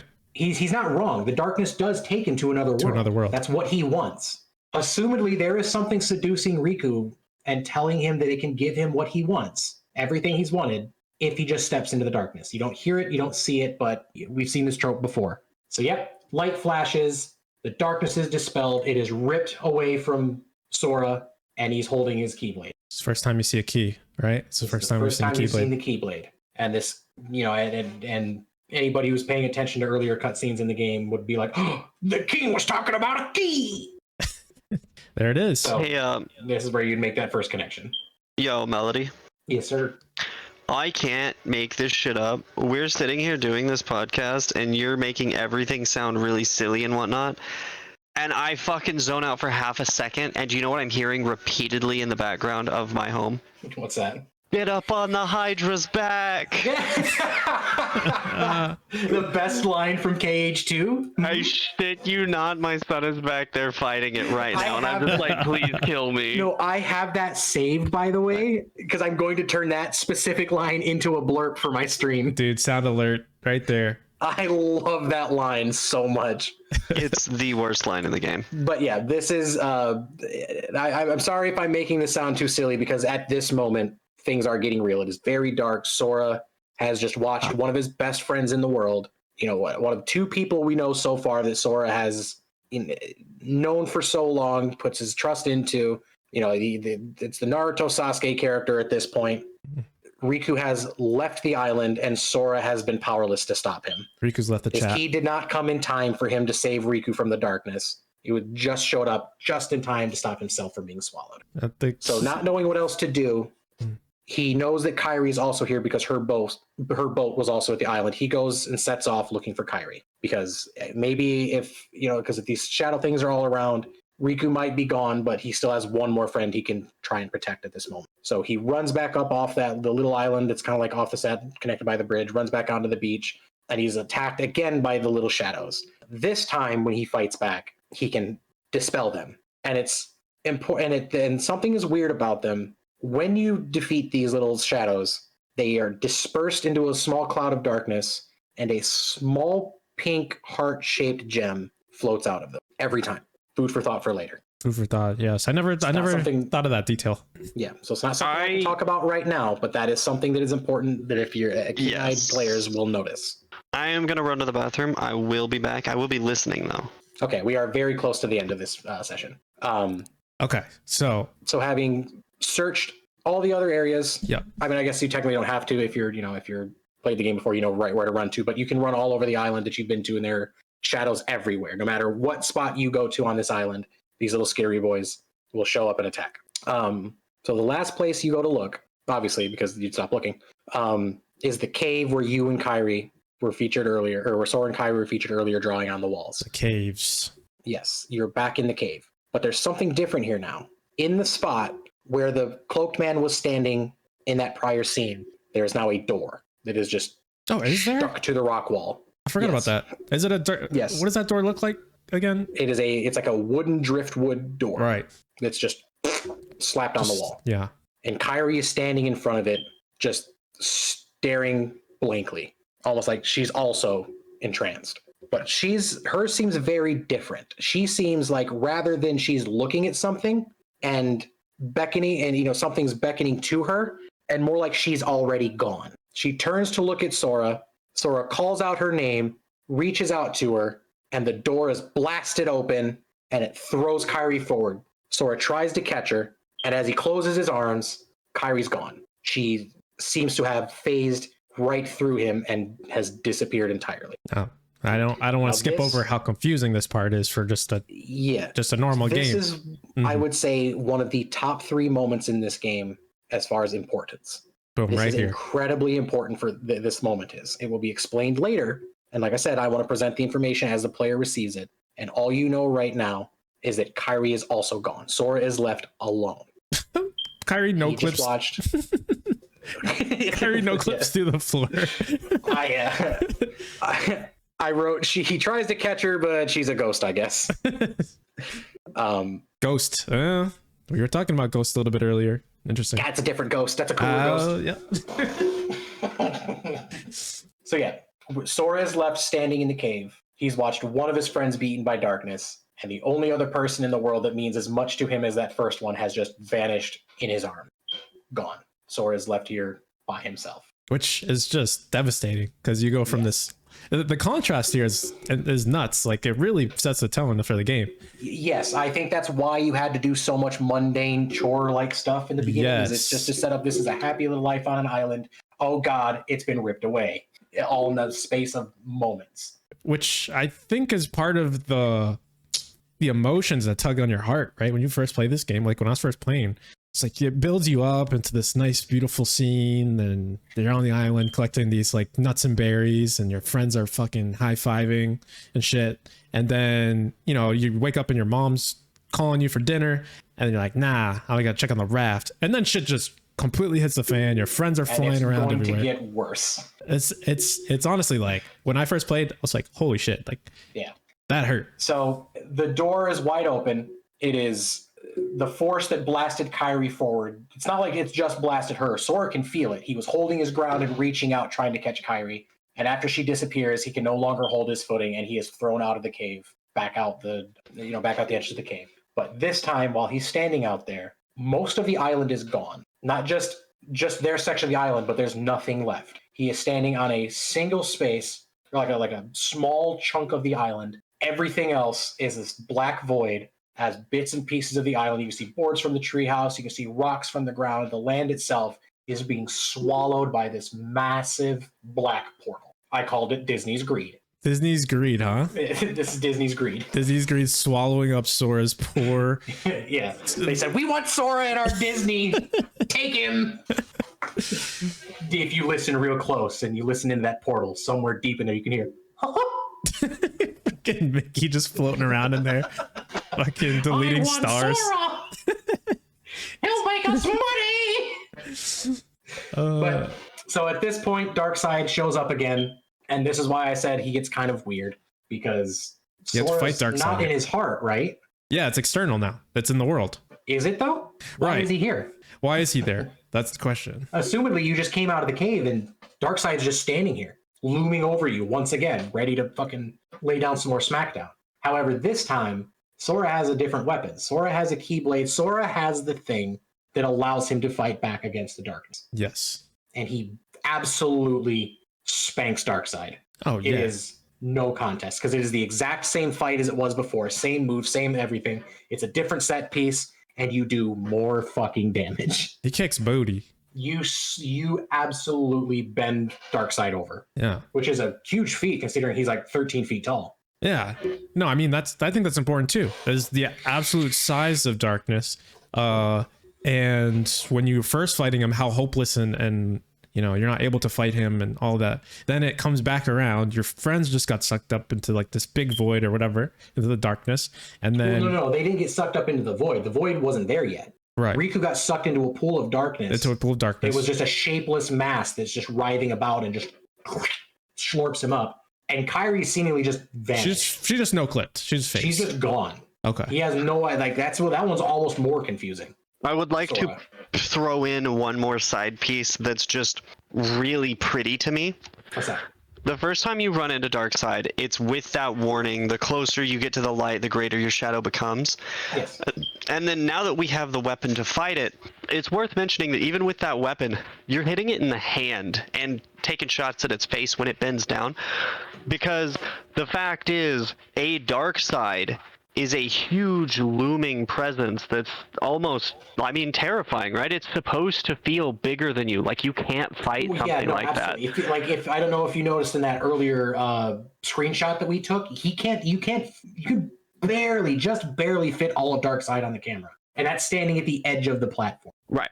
As far back as you can go, and you can just barely fit Darkseid on the camera or in the camera. So he is huge. Yeah, it really does inspire like that feeling of helplessness and intimidation of the dark side. And actually, now I'm thinking about it, you're standing closer to that line you're just saying. Mm-hmm. I don't think, or it's weird to think of that line, because that has so much relevance later in games that would have not been written yet and in story that hadn't been dreamt up. So it's cool to hear that line and really understand just how much significance that has, especially when you get to characters later on where you learn some very significant things about light and dark and how they work together. I think the closest, really cool. Not the closest, I think the first time we even get a peek at that, because Kingdom Hearts 1 even ends with him saying, no, not darkness, light. Yes. Kingdom Hearts 2 is the first place we ever get anything that's like, oh, and. No, Chain of Memories. Well, that's fair, isn't it? Chain of Memories is the one that ends with the Road to Dawn.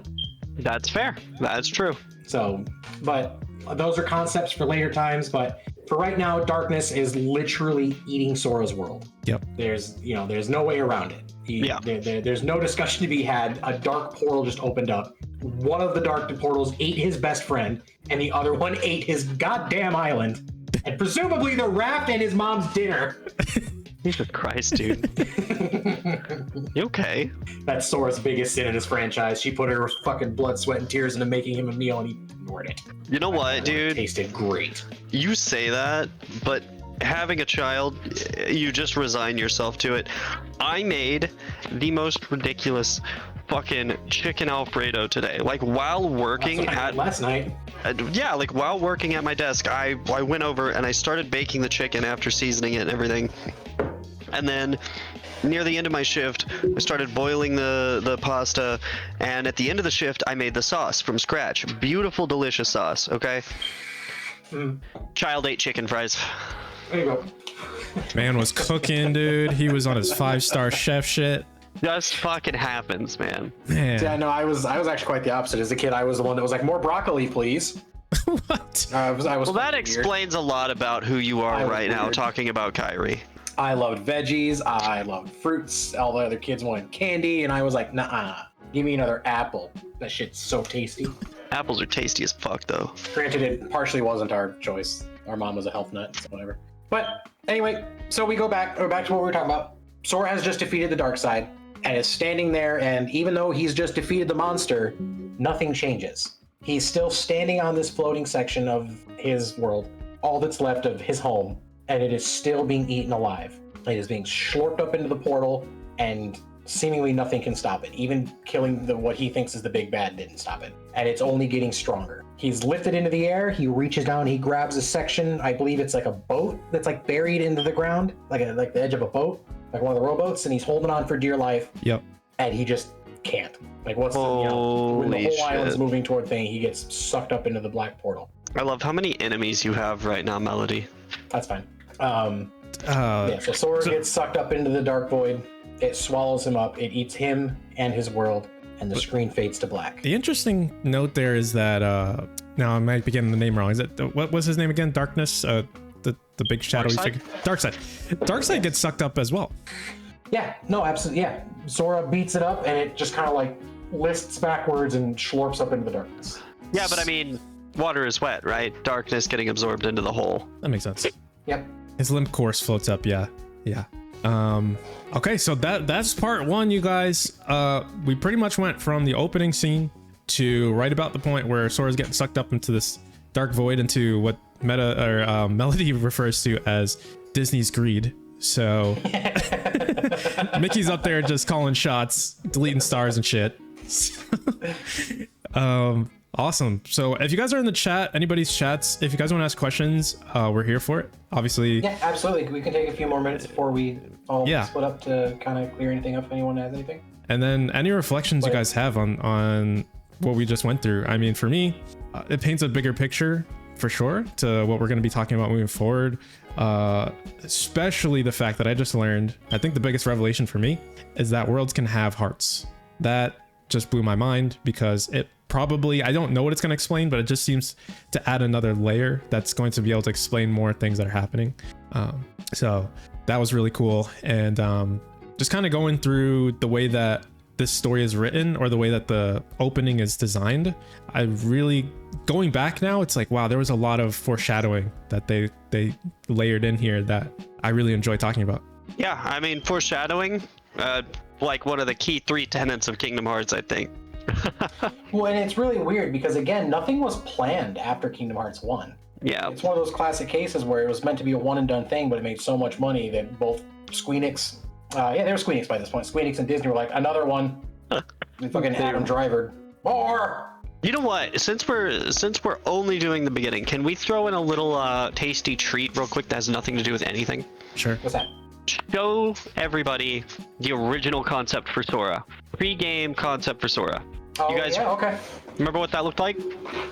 If you have a picture of it, go ahead and share your screen. I'll stop streaming mine. Let's see here. Hey, Original. is it Jihegi? I want to make sure I'm saying the name right. Is it Jihegi? It's Skagegi. It's spaghetti with a G. That's my little Skagegi. brother. Okay, what's going on, Skagegi? I really like that this whole opening section with Destiny Island makes it feel like their whole world, even beyond just being the interactive area for the player. Yes. Yeah, Oh, I think 100%. I think what he's trying to say there is that that in the moment where we see everything getting eaten, it's a lot more like impact. It's got a lot of impact. It's more impactful than just an island being eaten. The darkness ate a whole world, and our main characters just lost more than just their home. Yeah. Yeah, like emotionally, the islands is the kid's everything. Absolutely, I 100%. This is a very dark moment, and it may be just the starting point, but it is also one of the darkest. I want to point out, just for clarification there, Mello, what you're looking at, that weapon was initially a chainsaw. Okay, so we have the original Chainsaw Man. So, like, before the Heartless needed a special weapon to defeat them, we're going to leave it at the word defeat, Sora was a part lion child with a chainsaw. Okay. Lions are oftentimes kind of equated with the sun, and Sora in Japanese means sky, so it kind of all... Yeah. I can get the lion play there. Yeah. I find it very interesting, because I haven't looked at this in years. I find it extremely interesting looking back that this had Squall/Leon's little lion heart symbol as a keychain on it from the start. As I was about to ask, can you zoom in on the keychains that the Disney had? So I'm assuming that this is a concept that Nomura wanted to run with before Disney ever got a hold of it. This was a character that, this is his D&D character. He made this guy and was like, I can't wait to use him. Disney contacted them and he went, I have just the thing. But something tells me I'm not allowed to saw things in the Disney game. You know what? I don't fucking ever know with the way you've written your notes if you're being serious or not. Was this initially a D&D character? No.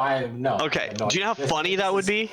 I would absolutely laugh. But Nomura's a game designer. One of the biggest things is Nomura wasn't on the writing staff for Final Fantasy VII, the original. Or he might have had some hand in it, but he wasn't the main writer like he is now. The reason he has all of the characters that do show up in Kingdom Hearts, I know this one for a fact, are the characters that he personally worked on. So there are tons of characters from Final Fantasy. Obviously, there's, Final Fantasy being the joke that it's never the Final Fantasy because there's 300 games, But the characters that were selected to be in the Kingdom Hearts universe were characters that were Nomura, if not originals, but ones that he personally added to. He had some claim to it. Which is why you see the entire restoration committee as mostly what, but yes, that's super cool to me. This is news to me. I have never seen this before. I can see elements of Sora here, but honestly, as a whole, it's definitely a different vibe. Character for some reason. Definitely a different vibe here. He's got the Tai Kamiya hair. I feel like if you take the bangs off, you could easily turn this into Levi Ackerman. You're not wrong. Oh, you know what? If you take the bangs off, do you know what you get? What? You get fucking Shion. Oh, if you did a transition showing that from this original concept image, do you know how many people would shit their pants? I'm assuming that's probably a part of where Nomura got the inspiration for that. So if you think about it, yeah, damn, if he just removes the white bangs on the front, you get a part of the original. Yep. I hate you. I'm sorry. Anybody who knows the games knows who Shion is. We're not going to talk about her now because she will become relevant in a game that you're not able to play unless you own a DS. But even then, it's kind of hard to find now. I wish I had a copy. My roommate does. So really? When I want to play it, I ask him. But that is something that eventually we will get to with that character. But that is actually really cool looking at that and seeing how that can translate to not just one, but other characters.